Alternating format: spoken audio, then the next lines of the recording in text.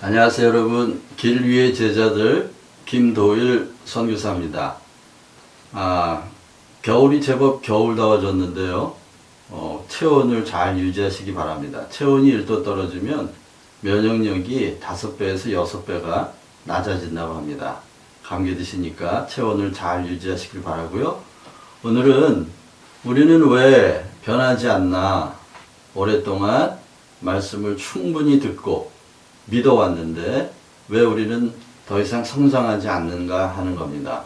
물론 한때 예수님을 믿기 시작해서 많은 변화를 경험하고 큰 은혜를 입으면서 자신이 변화하고 성장한다는 것을 경험했는데 어느 날부터 더 이상 자신이 자라지 않는 것 같은 그런 생각이 들 때가 있고, 또 오래 그 시간이 지속되면 내면에 자기도 모르는 은밀한 절망 같은 것이 있을 수 있죠. 그래서 오늘은 왜 우리는 오래 믿고 또 말씀을 묵상하는데도 변하지 않는 걸까 하는 주제를 가지고 2018년 12월 2일 6번째 모임을 시작해 보도록 하겠습니다. 자, 그럼 문제를 진단해야 할 텐데요. 뭐가 문제일까요? Knowing God, 하나님을 아는 것이 부족한 것, 그것이 문제일까요? 아니면 knowing self의 문제일까요? 자기를 잘 모르기 때문에 하나님의 말씀이 내 자신에게 어떻게 적용되어야 될지를 잘 몰라서 그런 성장이 정체가 온 걸까요? 그림으로 보면 이렇게 볼 수 있겠습니다. knowing God은 예배, 성서, 그리고 영적 체험을 통해서 하나님을 많이 알게 되었지만, knowing self는 자기를 성찰하거나 자기를 인식하는 부분이 그런 훈련과 경험이 너무 없어서 잘 몰라서 가벼워진 이런 상태인데요. 균형이 깨진 것이죠. knowing God과 knowing self의 균형이 깨지면 이렇게 성화가 정체되는 현상이 일어납니다. 이게 심해지면 소위 Dark Night of the Soul 이라고 하는 영혼의 밤을 경험할 수 있게 되겠죠. 그런데 이런 문제를, 왜 이런 균형이 깨졌나, 그러면 knowing self에 대한 자기 성찰과 자기 인식을 더 많이 경험을 해서 이 균형을 잡아야 할 텐데, 그러기 위해서 우리는 좀 더 근본적인 질문으로 들어가야 합니다. 바로 이 질문이죠. 인간이란 무엇인가 하는 것입니다. 상당히 큰 질문이기는 한데 성경적으로 알아볼 수 있는 만큼 들어가 보겠습니다. 요즘 학자들은 이렇게 이야기합니다. Somato Psycho Spiritual Being. 다시 말하면 우리가 흔히 하는 말로는 이렇죠. 영, 혼, 육 서로 함께 있는 그런 존재다, 이런 말이죠. 그리고 사람과 세상, 또 하나님과 함께 있는 그런 존재를 Somato Psycho Spiritual Being 이라고 말합니다. 그런데 인간은 이렇게 동시에 개별자로 존재하면서 사람과 세상과 하나님과 연계되어 있는 그런 연계 존재다, 이렇게 말할 수 있는데, 이것을 한마디로 성경에서는 하나님의 형상으로 인간이 지음을 받았다 라고 표현하고 있습니다. 그러면 하나님의 형상이라는 것은 구체적으로 무엇일까요? 성경은 이렇게 말합니다. 하나님이 인간을 몸을 만드시고, 그리고 그 코로 생기를 불어 넣으심으로 영감을 주셔서 영을 창조하셔서 혼적 존재가 되었다라고 말합니다. 영어 성경에는 living being 또는 living soul 이렇게 말하고 있죠. 그래서 혼은 어떤 제3의 요소라기보다 몸과 영이 합쳐져서 살아있는 존재로 정신적 존재가 되었다, 또는 혼적 존재가 되었다라고 이해하시면 되겠습니다. 그래서 하나님의 형상은 다시 풀어보면 이렇습니다. 자기를 초월하여 하나님에 이를 수 있습니다. 영을 가졌기 때문이죠. 동시에 몸으로 인하여 자기애, 그러니까 나르시시즘이죠. 나르시시즘에 빠져서 자기 안에 스스로 함몰될 수 있는데 곧 육신 안에 갇혀버릴 수도 있다는 겁니다. 그러면 개별자로서의 소마토 사이코 스피리추얼 빙은 어떤 구조인가 보시면 이렇게 영, 혼, 육이 서로 유기적으로 작동하고 있다는 것을 알게 됩니다. 연계자로서의 인간은 나는 타인과 세상과 하나님과 연결되어 있는 이런 존재입니다. 그래서 성경은 첫째 아담이 온 인류를 타락시킨 대표로 보고 있죠. 그리고 둘째 아담 예수 그리스도는 오히려 온 인류를 새 피조물로 창조하고 구원한 존재로 말하고 있습니다. 다시 말하면 첫 아담이나 둘째 아담은 각각 개별 존재이지만 또 온 인류와 연결되어 있는 연계된 존재로 보는 것이죠. 이렇게 개별 존재와 연계 존재로 인간을 보는 것이 성경의 관점이라고 할 수 있겠습니다. 그래서 오늘은요, 개별적 존재로서의 전인적 인간의 모습은 어떤가 하는 것을 더 깊이 들여다보길 원하는데요. 이렇게 생리적인 인간, 심리적 인간, 또 신학적인 그런 인간을 다 겸하여서 전인적으로 토탈리티, 다시 말하면 통섭적으로 이해를 하면 바로 그게 나로 점철되는데, 특별히 오늘은 심리적인 부분에서 나는 누구인가 하는 것을 알기를 원합니다. 심리적인 나라고 하는 것은 내 마음의 작동 원리를 의미합니다. 결국 나는 내 마음이라고 할 수 있는데, 심리적인 나는 내 마음의 작동 원리가 무엇이고, 또 이 마음의 작동 원리는 타인과 세상과 하나님과 어떻게 상호 작용하는가 하는 것을 아는 것이 인간으로서 개별자로서의 나를 알아가는 knowing self의 과정이라고 할 수 있겠습니다. 그래서 Who am I? 나는 누구인가? 이런 질문을 놓고 봤을 때 내 마음의 작동의 원리를 이해하는 것이 바로 내가 누구인가? 라는 질문에 들어가는 접근법이라고 할 수 있겠습니다. 그런데요, 우리의 마음을 아는 것이 결국 우리를 아는 것인데, 마음을 보는 5가지 심리적 관점이 있습니다.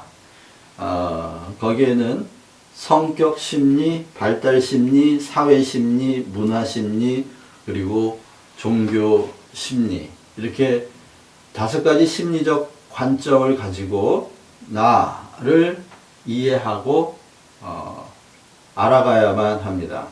그냥 내가 눈 감고 나는 누군가 하고 질문한다고 그 답이 생겨나는 것이 아니고, 이런 하나님이 일반 은총의 관점에서 발달시킨 학문의 귀한 결과들로 우리 자신을 알아가야 하는 것입니다. 그런데 특별히 성격 심리는 MBTI 조사를 아마 경험하신 분들이 많을 텐데, 거기에 보면 16가지 타입의 성격들이 나오죠. 그래서 기본적인 자기 성격과 기질들을 알아볼 수 있는 것입니다. 또 발달 심리는 성장할 때 아동 발달 심리라든지 뭐 이런 발달 심리 과정이 있습니다. 특별히 그 에릭슨이라고 하는 심리학자는 인간의 발달 과정을 8단계로 나눠서 설명을 하고 있죠. 뭐 구강기, 구순기, 또 학문기, 뭐 아동기, 청소년기, 중년기, 노년기 이런 식으로요. 그 다음에 또 사회 심리적인 접근이 있는데, 인간은 누구나 다 가정에서 태어나고 어떤 조직 속에 포함되어서 삶을 살아갑니다. 그래서 그 조직 속에는 또 심리적인 역동이 일어나기 때문에 그 조직 안에서의 심리를 보아야만 내 마음이 어떻게 작동되는가를 알 수 있는 거죠. 그 다음에 문화 심리도 그렇습니다. 가정마다 문화가 있고 사회마다 문화가 있고 그 사회 안에 그 가정 안에 중요하게 생각하는 신념과 그 원칙들이 있는데 이것들이 소위 슈퍼에고 또는 양심을 형성하기 때문에 그 양심의 구조가 마음의 작동에 커다란 원인이 됩니다. 그래서 이런 부분들 또 개인적으로 개인마다 자기 삶의 신념과 원칙이 다 다르게 형성되는데요. 그런 부분을 이해하는 것이 나를 이해하는 중요한 지점이라고 할 수 있습니다. 또 마지막으로 종교심리가 있죠. 이 종교심리가 사실은 나를 이해하는데 내 마음을 작동하는데 가장 강력하게 작동하는 원인이라고 할 수 있겠는데요. 그 신앙의 패턴입니다.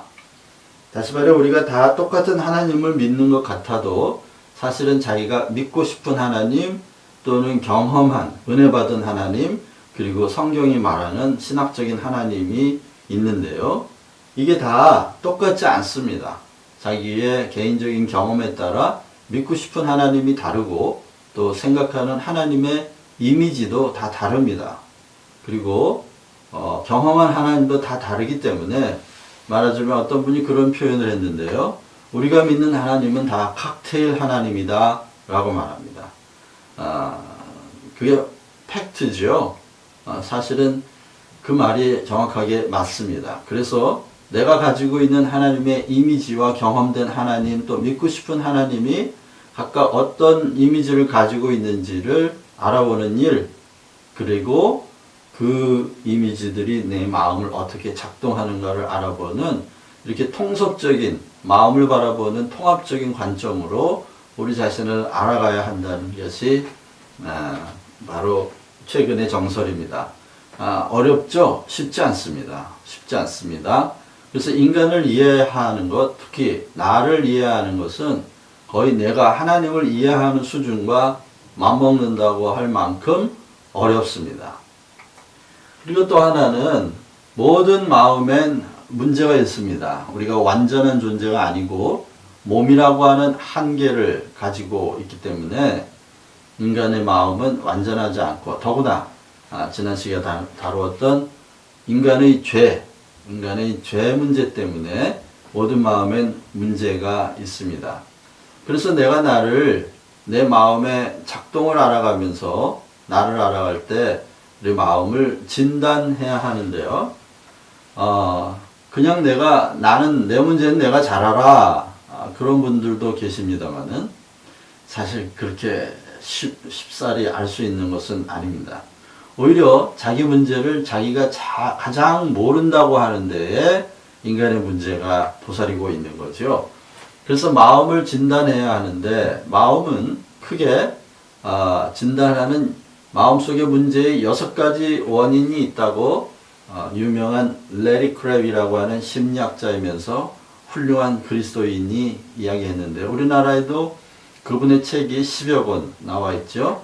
저도 성경적 인간 이해라고 하는 그 레리 크랩이 쓴 책을 보면서 인간 이해에 대한 새로운 장이 펼쳐졌던 저에게 깊은 영향을 주었던 사람인데요. 그 레리 크랩은 인간의 마음의 문제를 크게 3개 또 세밀하게는 6개로 이야기를 합니다. 처음에 둘은 마음의 습관 또는 자기의 죄나 무절제의 생활 자기의 죄는 마음에 그릇된 습관이라고 할 수 있고요. 무절제의 생활은 결국 나쁜 습관으로서의 생활 태도를 말한다고 할 수 있죠. 그래서 문제의 원인은 그 2가지가 바로 첫 번째 영역이고요. 또 영적 전투와 부족한 영성이라고 하는 이런 2 영역이 있는데 이것은 영적 측면이라고 할 수 있겠습니다. 그리고 나머지 2은 생리적 장애나 심리적 장애, 이런 부분이 있는데요. 이거는 선천적인 문제일 수도 있고 심리적인 문제일 수도 있죠. 그래서 이런 다양한 방식으로 우리가 마음을 진단하는 접근을 해야 한다는 겁니다. 그냥 척 보면 압니다. 아니요. 척 보면 알 수 없습니다. 자세히 들여다봐야 하는데요. 그래서 상담이 발달했고 또 목회 상담이나 일반 상담뿐만 아니라 영적 지도, 스피리추얼 포메이션에서 말하는 스피리추얼 디렉션이라는 영역이 개발이 된 것이죠. 결국은 인간의 문제는 마음의 문제이기 때문입니다. 한 가지만 예를 들어 본다면 우리는 그릇된 선택이나 마음의 우상숭배라고 하는 자기의 죄가 있을 때 어떻게 해야 할까? 그 부분의 마음은 자기와 하나님이 동시에 일해야 하는 부분이죠. 그래서 고백을 하고 죄를 고백하고 회심하고 하나님의 뜻과 마음에 순종하는 것이 그 마음을 고치는 방법 중에 하나입니다. 우리가 많이 헷갈리는 것은 귀신 들린 것과 이런 유전이나 뇌 신경성 그리고 호르몬 작용이나 화학적 변화에 있는 사람들과 현상들이 비슷하기 때문에 많이 헷갈리거든요. 그런 상태를 잘 분별하는 것이 또 중요한 마음의 진단법이라고 할 수 있습니다. 그러나 마음이 이러한 문제만 있는 것은 아니고요. 이러한 문제들이 일어나는 근본적인 원인은 여기에 있습니다. 지난 시간에 우리가 이야기했는데 지난 시간에 말한 것처럼 우리 그 인간의 마음은 의식과 무의식, 집단 무의식 이렇게 깊이를 나타내고 있습니다. 이런 층을 이루고 있는데요. 이 의식들 간의 무질서, 그것을 오염이라고 말씀드렸죠. 마음의 부패 현상 때문에 숨은 마음이라고 하는 것이 발생합니다. 마음속에 숨겨져 있는 무의식적 그런 역동들이 있죠. 그 속에는 이런 나쁜 습관들과 왜곡된 성격들이 숨어 있어서 우리 의식의 사고와 판단, 그런 행동에 영향을 준다는 겁니다. 그것이 인간의 마음이 근본적으로 부패했다고 하는 성경의 증거이고 또 현상들인데요. 앞에서 말씀드린 6가지 그런 원인들과 또 이래 무의식 속에 숨어 있는 마음들, 감춰진 습관과 성격들까지 연합하여 악을 이루고 있다고 또는 문제를 이루고 있다고 해도 과언이 아닙니다. 그러므로 아주 세밀한 관찰이 필요하고 또 접근이 요구가 되는 거죠. 자, 그러면 이제 어떻게 마음이 변할 수 있나 또는 성화할 수 있나 하는 것입니다. 이걸 통합적으로 우리는 스피리추얼 소울 케어, 그러면 영적인 영적으로 영혼을 돌본다 하는 말이죠. 적당한 번역이 없습니다만은 영혼을 잘 케어한다 하는 말을 이렇게 잘이라는 말을 좀 애매합니다만은 스피리추얼 소울 케어다 말합니다. 이 스피리추얼 소울 케어는 첫 번째는 이것입니다. 인간이 그 여러 가지 문제가 있기 때문에 이렇게 목회 상담, 심리 상담, 그리고 영적 지도라고 하는 3가지 분야가 함께 작동해서 인간의 문제를, 마음의 문제를 다루어야 합니다. 이렇게 심리 상담, 목회 상담, 영적 지도를 해가는 과정에서의 그 사람의 태도는 아비, 멘토 또는 코치의 태도를 가져야 하는 거죠. 먼저 이 심리 상담은 True for Self에 관한 겁니다. 다시 말하면 참자아와 거짓 자아에 관한 것을 구별하고 분별하고 인식하도록 돕는 것이 바로 심리 상담이라고 할 수 있습니다. 또 목회 상담은 Old Self와 New Self, 옛사람과 새사람의 관계죠. 거듭나기 이전의 사람과 거듭난 이후의 사람이 어떤 마음의 습관과 생활 습관을 가지고 훈련되어 살아가야 하는가 하는 문제를 이야기하는 것이 곧 목회 상담입니다. 그 사람의 개인적인 라이프 스토리와 성경의 성장 원리를 잘 가르치고 또 상담을 통해 지도를 하는 것이죠. 영적 지도는 하나님과 나 사이의 관계를 더 밀접하게 결속력 있게 인티밋하게 도와주는 건데요. 그것은 바로 내가 하나님과 나 자신에 관한 어떤 이미지를 가지고 있느냐와 결정적인 영향을 미치고 있습니다. 이것을 상담을 통해서 또 깊은 대화를 통합니다. 이 모든 상담이나 목회 상담이나 영적 지도는 모두 다 대화, 질문하고 대화하는 방식으로만 가능한 것들입니다. 또 아비는 저쪽에서요.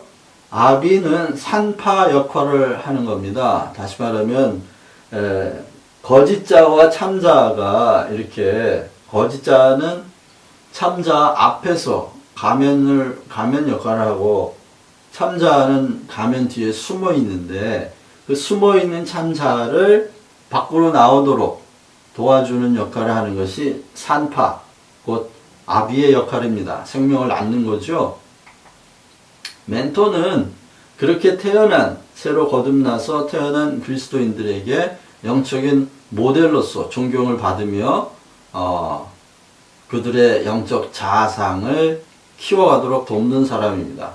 코치는 이제 이미 자기 형상을 가진 사람에게 수평적인 파트너로서 케이스 바이 케이스 아주 구체적인 경우를 함께 문제를 풀어가는 파트너라고 할 수 있겠습니다.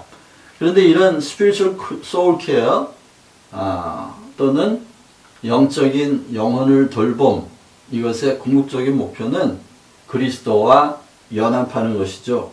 그렇습니다. 그리스도와 연합하는 것입니다. 그리스도와 연합한다고 하는 이 면에 있어서 성경에서 가장 중요한 말씀이다 하는 것은 바로 이것이라고 생각하는데요. 모든 공간복음, 그러니까 마태, 마가, 누가복음에 공통적으로 주님이 하신 말씀은 자기를 부인하고 자기 십자가를 지고 나를 따르라 하는 것이었습니다. 지난 시간에 저희가 성화와 그 칭의에 관한 말씀을 드렸습니다만 여기서 자기를 부인한다는 것과 자기 십자가를 진다고 하는 것이 무슨 뜻일까요? 이렇게 보면 어떨까요? 자기 죄에 대한 존재적 책임에 대해서 죽는 것은 자기 십자가를 지는 것입니다. 내가 그리스도와 함께 죽었음을 고백하는 것, 다시 말하면 그리스도의 죽음을 나의 죽음으로 받아들일 때 우리가 자유케 된다는 것이죠. 자기 십자가를 진다고 하는 것은 존재적 책임에 대해 죽는 것이다. 인 것입니다. 그 존재적 책임에 대한 죽음을 지고 가는 것, 그것이 자기 십자가를 지는 것입니다. 그러나 법정적인 존재적 책임이 사라졌다고 해서 도덕적 책임이 사라지는 것은 아닙니다. 그 도덕적 책임이 바로 성품 안에 스며들어온 죄의 오염이라고 지난 시간에 말씀드렸는데요. 그 오염을 씻어가는 성화의 과정이 곧 성장한다, 영적 성장이다 이렇게 말할 수 있는데 도덕적 책임으로부터 성품의 성화를 위해 자기 의와 자기 선을 하나님의 사랑과 이웃사랑의 계명 앞에서 끊임없이 상대화하며 주님을 따라가는 것. 그래서 자기 부인은 성화의 과정을 의미하고 자기 십자가는 칭의라고 보면 어떨까 하는 해석을 해보게 되었습니다. 여러분, 그러면 개인적 성화란 있을 수 있을까요? 아니요. 우리가 연계적 존재라고 하는 것을 생각해 볼 때 우리의 죄 또한 모두 관계 속에서 발생하는 거죠. 하나님과의 관계, 또 나와 너의 관계, 세상 속에서의 관계 속에서 죄가 발생하기 때문에 개인적 성화는 결국 있을 수가 없는 거죠. 또한 성화란 관계 속의 성품 속의 죄의 오염을 성령에 의해 씻어가진 변화 과정이기 때문입니다. 그러므로 성화의 원리는 끊임없는 자기 상대화입니다. 하나님의 절대의와 타자의 존귀함 앞에 자신의 선, 자신의 의를 지속적으로 끊임없이 상대화해가는 것이 바로 성화의 원리라고 할 수 있기 때문에 개인적인 성화는 있을 수가 없다. 이렇게 말씀드릴 수 있습니다. 자, 그러면 개인적 성화는 없지만 개인적인 칭의는 있을 수 있다면 이 역설을 하나님은 어떻게 풀어 가실까요? 궁금하지 않습니까? 이건 제가 답을 드리지 않고 여러분들이 고민해 보시기 바랍니다. 자, 그렇다면 그리스도로 옷을 입는다.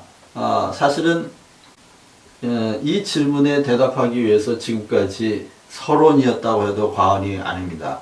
바로 이 말은 바울이 옛사람을 벗고 새사람을 입어라 라고 말했는데 그리스도로 옷 입는다는 표현도 했죠. 그래서 옷을 입는다 라는 개념으로 성품의 성화 문제를 언급하고 있는 것이 재밌습니다. 자, 이거는 어떻게 풀어갈 수 있을까요?